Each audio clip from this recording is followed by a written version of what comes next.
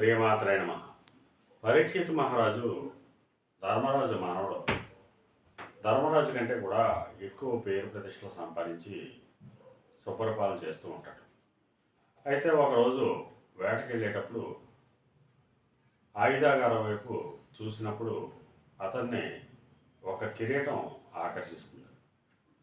పూర్వం యుద్ధాలు చేసినప్పుడు ఎవరినైనా జయించినప్పుడు అక్కడ ఉన్నటువంటి విలువైనటువంటి ఆభరణాలు, దాంతోపాటు వాళ్ళ మీద విజయం సాధించినట్టు గుర్తుగా కిరీటాన్ని తీసుకురావడం ఆనవాయితీ. అప్పుడు అందులో జరాసంధుడి కిరీటం ఈ పరీక్షిత్ మహారాజుని ఆకర్షిస్తుంది. అప్పుడు దాన్ని ధరించి వేటకెళ్ళడం జరుగుతుంది.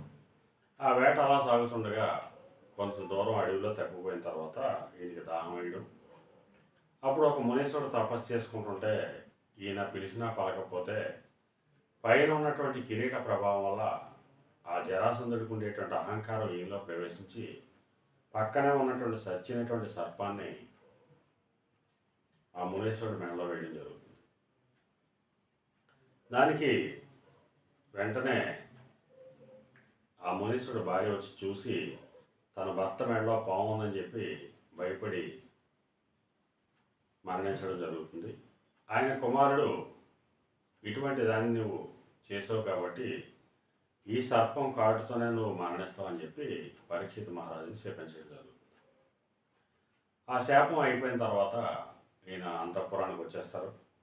వచ్చిన తర్వాత ఏంటి ఎలా జరిగింది, ఎందువల్ల జరిగింది అని ఆలోచించగా కిరీటం ఆ జరాసంధుడి కిరీటం పెట్టుకోవడం వల్ల ఈయనకి ఆ రకమైనటువంటి కోపోద్రక్త కలిగి అటువంటి చెడ్డ జరుగుతుంది.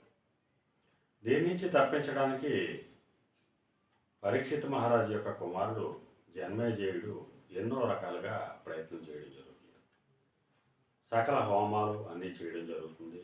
అలాగే ఆ శాపానికి తిరుగులేదు కాబట్టి సర్పం వల్ల తన తండ్రికి గండం ఉందని చెప్పి తన తండ్రిని సముద్ర భాగంలో ఒంటి స్తంభం మేడలో పైన ఉంచి చుట్టూ నీరు మధ్యలో కాపలా ఉంచి కట్టుదిట్టమైనటువంటి ఏర్పాట్లు చేసి శాస్త్రపరంగా సర్పయాగాన్ని కూడా జన్మేజయుడు తలపెట్టడం జరుగుతుంది.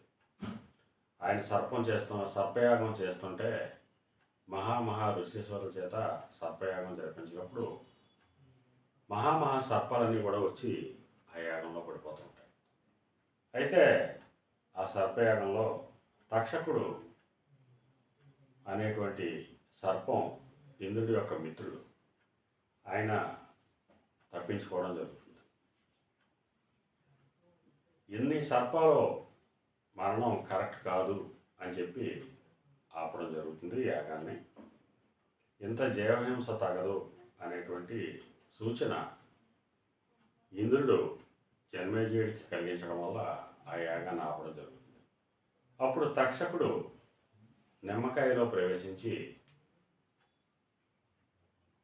పరీక్షిత్ మహారాజు ఉండేటువంటి ఆ ప్రాంతంలో అక్కడ నిమ్మకాయల వ్యాపారం ఉన్నట్టే అతని నిమ్మకాయలో ప్రవేశించడం జరుగుతుంది. అది ఏదో అమృత ఫలంలాగా అక్కడ ఉండేటువంటి కాపలా బొట్లు కనపడడం జరుగుతుంది.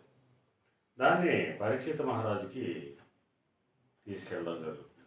అప్పుడు ఆయన ఇది నిమ్మకాయలా లేదు, ఏదో కాయలా ఉందని చెప్పి విచిత్రంగా ఉంది, ఆకర్షణీయంగా ఉంది, దీని వాసన ఎలా ఉంటుందని చెప్పి ముక్కుతో వాసన చూడడం జరుగుతుంది. అప్పుడు తక్షకుడు కాటు వేసి పరీక్షిత్ మహారాజుని సంహరించడం జరుగుతుంది. ఆ విధంగా ఆ మునిశాపం నుంచి పరీక్షిత్ మహారాజు ఎంత ప్రయత్నం చేసినప్పటికీ కూడా బయటపడలేకపోతాడు. ఎందువల్లంటే ఆ రోజు ఆయన ధరించినటువంటి శిరస్త్రాణం వల్ల ఆయనకి అటువంటి ఇబ్బంది కలిగింది. అందువల్ల మన పెద్దలు ఈ పురాణ ఇతిహాసాల నుంచి చెప్పులను కానీ, శిరస్త్రాణం అంటే టోపీ కానీ, తలపాగా కానీ, గొడుగు కానీ, వస్త్రాలు కానీ ఒకళ్ళు ధరించినవి మనం ధరించకూడదు. ధరించినట్టయితే వాళ్ళకు ఉండేటువంటి చెడ్డ లక్షణాలు మనపై చూపించి మన పతనానికి కారణమవుతాయని చెప్పి మనకి మహాభారతంలో ఈ భాగం ద్వారా తెలియజేయడం జరిగింది. శ్రీమాత్రే నమః.